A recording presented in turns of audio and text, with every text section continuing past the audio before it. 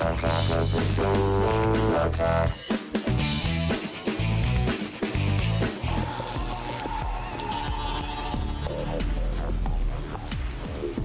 All right, the new Nano just got what it had coming, but now it's the iPod Touch's turn because touching is fun. Ha ha. It's a double gadgetron. All right, here it is. New iPod Touch. It's amazingly sleek. Look at this thing. It is even thinner, check this out, than the Nano. What? Oh my gosh. It's just under 3/10 of an inch thick. It's an ounce lighter than the iPhone 4. So when this thing is in your pocket, you barely feel it. And they've added the same Retina display that the new iPhone has. So is it the same experience? Regarding the display, yes, it definitely is. The Retina display has a 960 by 640 resolution, which means it's one of the most beautiful displays you can get on a mobile device. It may not have the contrast ratio that AMOLED screens do, but the detail and the clarity is just second to none. Just like the iPhone 4, when you zoom in, you can't see any pixels, like at all. It's a beautiful screen.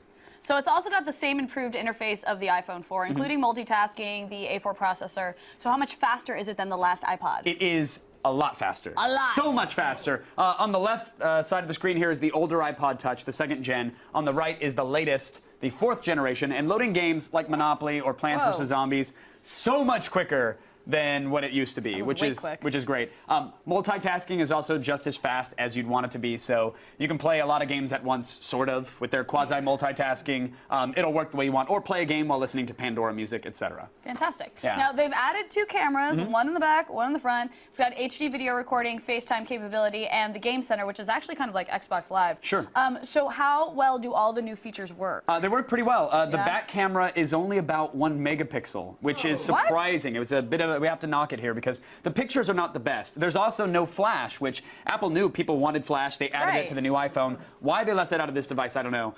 You can record 720p video, though, which is nice, but I'm just shocked that they just didn't give it the same camera as the iPhone 4. It probably would not have been thinner than the Nano had they done that. I mean, well, cry me a river, but let me see that river at night with flash in high resolution. FaceTime works exactly like it does on an iPhone, which means it's practically useless. But if you want Seamless, you mean seamless. I mean seamless. It's seamless. If you want to call someone on an iPod Touch, you actually just enter their email address and you call them. I love it. It's just that it's a little impractical. But then you can't make faces at each other. You have to call people to ask if they're on Wi-Fi. And then if they're not, tell them to get in a Wi-Fi area, then connect to them and then email to FaceTime. It's a little weird. Game Center is Apple's answer to multiplayer gaming on the iPhone. You can ask friends to play online in certain games. You can compare stats and achievements. You can even talk to them while you're playing against them, which is great. Now we can finally get trash talked. Once this feature grows, I think it's going to be a lot of fun. We've already had some fun with matchmaking with random strangers. It's very cool. Audio quality. On the Nanosaur game? On the Nanosaur game, especially, yes. Audio quality, good. But again, you got to get better earbuds than Apple's. You can spend $50, even $100, get it, it's fine. And I do want to point out, like a lot of people go, well, the iPod Touch is basically the iPhone without the phone part.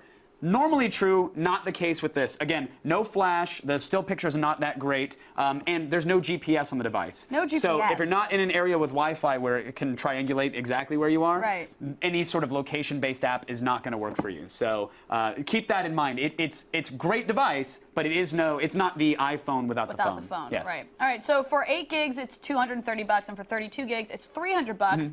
So what are we rating it at that price? Despite the lack of certain features, we're giving it a 5 out of 5. Whoa! Because it is easily the best media player on the market. It's ultra light, it's thin, it's super powerful, and as we just saw, it's feature rich. So it's a great device for anybody.